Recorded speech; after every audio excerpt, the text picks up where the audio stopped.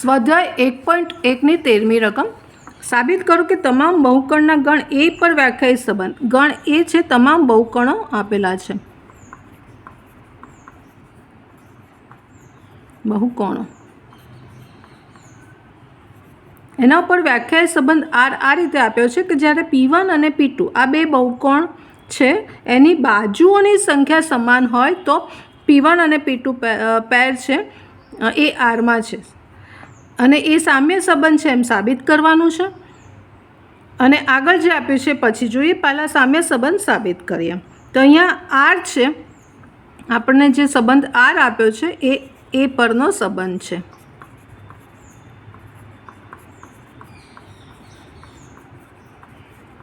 માટે P1 belongs to A, P2 એટલે કે બીજું બહુકોણ બિલોંગ્સ ટુ એ અને P1 અને P2ની બાજુઓની સંખ્યા સમાન હોય તો P1 અને P2 એ આરમાં છે. આપણને આર આ રીતે આપેલો છે અહીંયા. હવે સામ્ય સંબંધ સાબિત કરવાનો છે એટલે આપણે સ્વવાચક જોઈ લઈએ. સ્વવાચક છે તો કેવી રીતે. એટલે સ્વવાચક માટે દરેક બહુકોણ P લઈએ. P બિલોંગ્સ ટુ એ માટે એ P એકનો એક જ બહુકોણ થશે. બરાબર, કે P અને P એક જ બહુકોણ છે.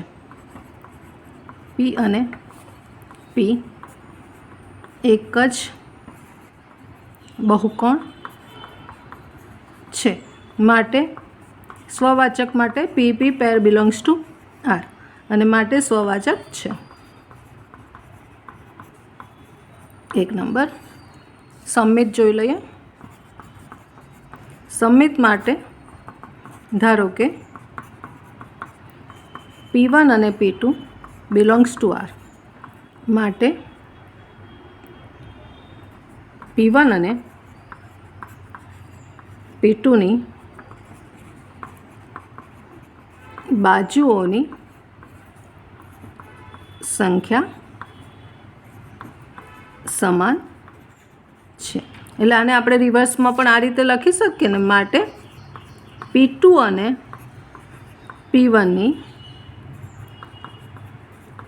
બાજુઓની સંખ્યા પણ સમાન થશે. ધારો કે P1 ત્રિકોણ છે, 3 બાજુ છે, તો P2 પણ ત્રિકોણ છે અને માટે રિવર્સ પાર P2 P1 belongs to R માટે સમમિત થશે. સમમિત છે અને 2 નંબર આપી દઈએ.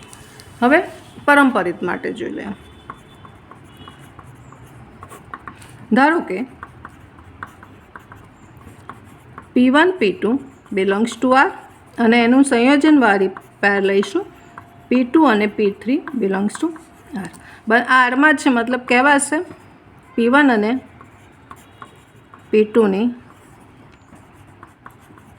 બાજુઓની સંખ્યા સમાન છે અને અહીંયા લખાશે P2 અને P3ની બાજુઓની સંખ્યા સમાન છે.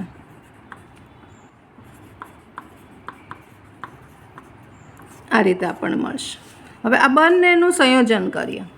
P1 અને P2 એ ધારો કે ત્રિકોણ છે તો P2 અને P3 પણ ત્રિકોણ છે. મતલબ P1 અને P2 પણ ત્રિકોણ, 3 બાજુ થશે. માટે P1 અને P3ની બાજુઓની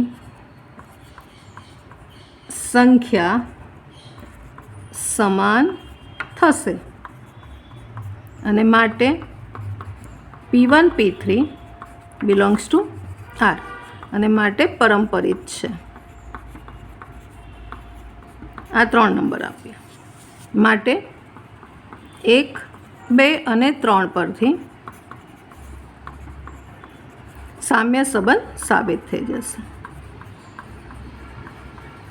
કારણ કે સ્વવાચક સંમિત અને પરંપરિત છે, માટે સામ્ય સંબંધ સાબિત થઈ જશે.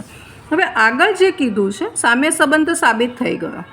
આગળ કીધું છે 3, 4 ને 5 લંબાઈની બાજુવાળા કાટકોણ ત્રિકોણ. આ બાજુનું માપ કાટકોણ ત્રિકોણનું જ છે. તો આ જે સ્પેસિફિક લંબાઈવાળો કાટકોણ ત્રિકોણ એ આર સાથે કાટકોણ ત્રિકોણ સાથે સંબંધ આર ધરાવતા ગણ એના તમામ ઘટકોનો ગણ શું મળશે? એટલે કે આપણે એક ત્રિકોણ લેવાનો છે, એને આરમાં મૂકવાનું છે, બરાબર? કાટકોણ ત્રિકોણ છે એટલે આપણી પાસે ધારો કે P1 એ કાટકોણ ત્રિકોણ છે તો P2 કાટકોણ ત્રિકોણ છે, એ રીતે આપણે લઈએ. અથવા પીને પી નામના આપીએ ને એનું કાટકોણ ત્રિકોણનું બીજું નામ આપીએ. ટૂંકમાં એ જે બહારનો એક ત્રિકોણ આમાં મૂકીએ તો એ આ શરતનું પાલન કરે છે. તો એવા ઘટકો કેટલા? આ શરતનું પાલન કરતા એવા એના ઘટકો કેટલા? તો આપણે આને લખીશું આ રીતે કે અહીંયા આપણને જે ટી લીધો છે, ટી આપણે લઈશું કે 3 બાજુઓનું માપ આપ્યું છે 3, 4, 12, એને ટી નામ આપીશું. કે કાટકોણ ત્રિકોણ જે આપણને કીધો છે એને ટી નામ આપીશું. એની બાજુઓ કેટલી છે? 3 છે. બાજુઓ 3 છે જે આપણને આપેલી છે 3, 4 ને 5 એનું માપ આપેલું છે કાટકોણ ત્રિકોણ, એને આપણે ટી ધારી લઈએ છીએ. માટે હવે શું થશે?